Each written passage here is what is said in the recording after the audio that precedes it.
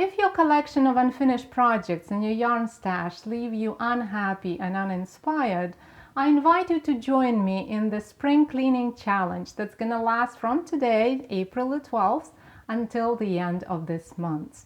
The challenge is made of 2 parts. This week we're going to deal with the unfinished projects, and next week we're going to move on to dealing with the yarn stash.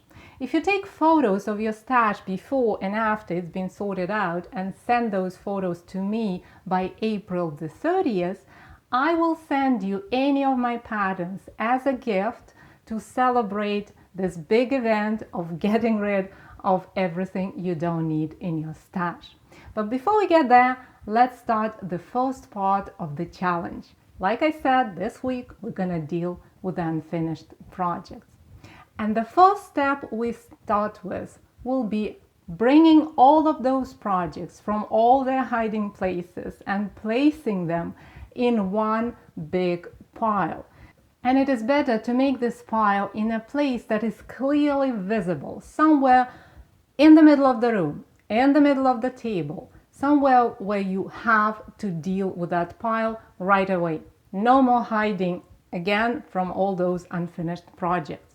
So look at that pile, take a photo if you want to participate in the challenge and get a free pattern as a gift, and then sort this pile out. Take each project and take a closer look at it. See whether it's a project you really like, whether it's something you really want to finish, whether it's something you're gonna wear or gift to somebody, whether it speaks to you, whether you really think you will enjoy finishing that project. And be honest with yourself. If it's something that doesn't give you a yes answer to all of these questions, then put this project in a pile that you're gonna unravel. Because life is too short to spend it on finishing the projects that you don't like. And we'd rather spend our time and effort making something that we do enjoy, that brings us satisfaction and rewarding feeling, and something that we are really motivated to make. So take a closer look at each of the projects and sort them out into 2 piles, the like pile and the unravel pile. And like I said, be honest with yourself and really look closely and see how you feel about that project. Another aspect that's worth thinking about at this point is whether you have everything you need to finish the project. Let's say you have an old sweater that you started years ago, and maybe the yarn, you used the yarn for something else, and now you don't have enough yarn to finish that sweater. Or the pattern is lost, or you don't remember where you stopped in the pattern, and it will take a while to figure out where you are. If it's something that you are not really passionate about finishing, then don't bother. Put it in the unravel pile. It still won't go to waste. And once you do that, once you disassemble that big pile into 2 smaller piles, the like pile and the unravel pile, we'll deal with those piles separately. And it's going to be an easier task because now you don't have that big, huge pile to intimidate you, right? So we'll start with a pile that's easier to deal with. That will be the unravel pile. So take each project and unravel it. You will be surprised how many sets of needles you would discover. But that's one thing. Another thing is that we're going to salvage the yarn. We're not going to throw it away because it's still good yarn in most cases, right? Unless it's really old and, you know, bitten by moss or something like that, then probably it's not worth keeping. But in majority of cases, we want the yarn back. And to make it easier for us to salvage the yarn, once you unravel, or as you unravel each project, wrap it around a big hardbound book. And that will give you a little hank. So unravel each project ball by ball, piece by piece, and wind it around a big book. And then once you are done, take that hank off the book and tie it in at least 3 places so that hank does not get tangled. It will be, of course, all wrinkled because the yarn stayed in a knitted piece for so long. It already took the shape of the stitches, but don't worry about that. We'll easily fix that when we give this yarn a bath. So once you're done with collecting all these hanks, unraveling all your projects, collecting all your needles and notions, those you can simply put into storage or whatever bag or place you have for them. But the yarn, once you have all these hanks ready, then take a big tub or even use your bath if that's the case. So something where you could fill the warm water. It doesn't have to be hot, it should be just comfortable to your hands. And add a little bit of shampoo there. If you have a special like soak or something that is intended for wool and yarns, then of course use that. But in most cases, a simple shampoo, the same thing that you use for your hair, will do a perfect job. And then put the yarn in there. If some of the yarn is really bright and some of it is white, I strongly suggest separating that because you don't know whether the color bleeds and you don't want to ruin the yarn right in the middle of saving it, right? So sort it depending again on the situation. If the colors are all about the same light shades, then that's fine to wash them together. If it's a big difference in contrast, then it's better to separate them in separate piles. And then leave the yarn in that water just to soak up the water and relax. Just like we do in a spa, for example. So it's going to be a little spa for our yarn. It deserves it, right? And once you're done, simply take the water out. Don't really squeeze it, but it's okay to kind of push the water out gently, of course, especially if you're dealing with wool. Be very careful with wool because wool will felt in no time if you start agitating it.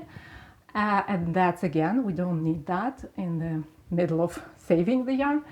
So squeeze the water out and then lay it flat on a towel. If you have a lot of yarn, then you will need quite a few towels, or you can do it in batches. So depending on the situation, I think you will find a way to do it. And then let it dry there.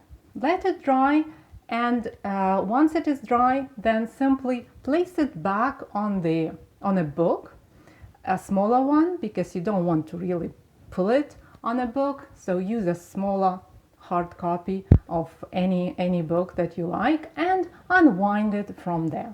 Or use hands of your relatives, like your husband, for example, or wife, and to keep it like this while you turn this hank into a ball. So at the end of this exercise, you will have two things. You will have a bunch of balls with yarn, and you will also have a small pile that would be the pile of the projects that you like to finish. And the next step would be dealing with that pile. Dealing with this pile is not as fast. That's why we postpone dealing with it, because we want a quick reward of turning all this big pile that we don't want to finish anymore, the project that we don't want to finish anymore, turning it into yarn. It's much faster, even considering the washing and giving a spa to our yarn. The second pile is a little bit trickier because it takes time to finish those projects. We really do want to finish them, right? We decided that when we were sorting out the whole big pile of the project. And before you do anything to this pile, if you want to get that free pattern that I promised you, take a picture of that pile, because that would be your after photo. The before photo was the big pile, and now the like pile, that would be the second photo that I hope you will send me by April the 30th. Once you take the photo, take another close look at the projects. Put them separately. And then take a closer look at each of the projects again. This is your second chance to weed out the projects that you don't really feel like finishing. And that's totally fine, because this challenge is all about removing whatever is getting in the way of your happy knitting. Once you decide on the projects that you really want to finish, the first thing you need to do is count them. This is a small psychological trick. They say that by having a number, we feel better. And that's probably true. And I really encourage you to try this little trick. So count your projects, and you will see that it feels much better to have 5 projects as opposed to having a bunch of projects, right? So 5 or 4 or 6 or 10, depending on your number of projects, it still gives us this sense of, I can do it. It's manageable, right?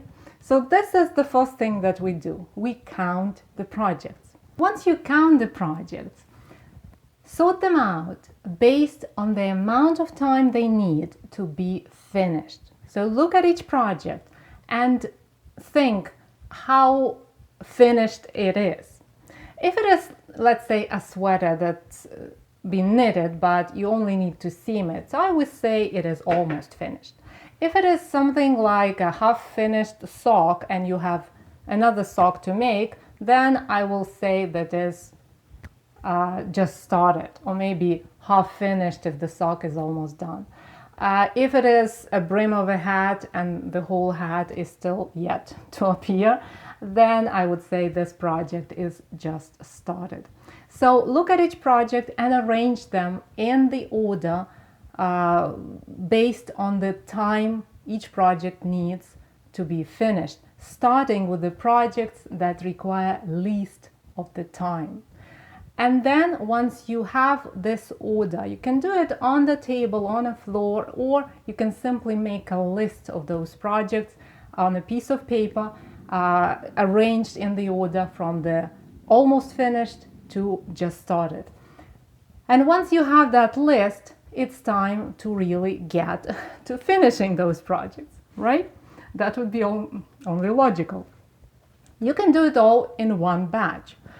That means that if you feel that you really want to get rid of those projects, to finish them off and get moving with your happy knitting, then you can do it right away. You can just put aside all the projects that are currently on your needles and start finishing the projects on that list one by one, starting from the almost finished, then moving to half finished, and finally dealing with the just started projects. Or you can take a different approach and alternate the project that are currently on your needles with the project that is the first one on that list. And that gives you the joy both from finishing the project, from working on the project that you feel passionate about right now, and finishing the project that's been sitting in a stash for quite some time waiting for your attention. So it's totally up to you how to do it, and I don't expect you to do it all in 1 week. But if you go through this exercise and take all these projects from their hiding places and look at that big pile, remember to take a photo.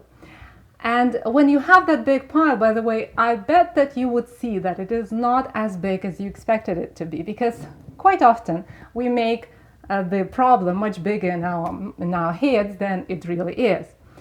So once you get that big pile and then you sort it out into the like pile and unravel pile, and then get rid of the unravel pile, but actually unraveling each project and turning each project into one or more balls of yarn that's already been based, and then being left with that like pile that you already have a plan how to finish. So that's what will give you the joy of sorting out your unfinished projects, and that's what I expect you to do in this week if you choose to join this challenge.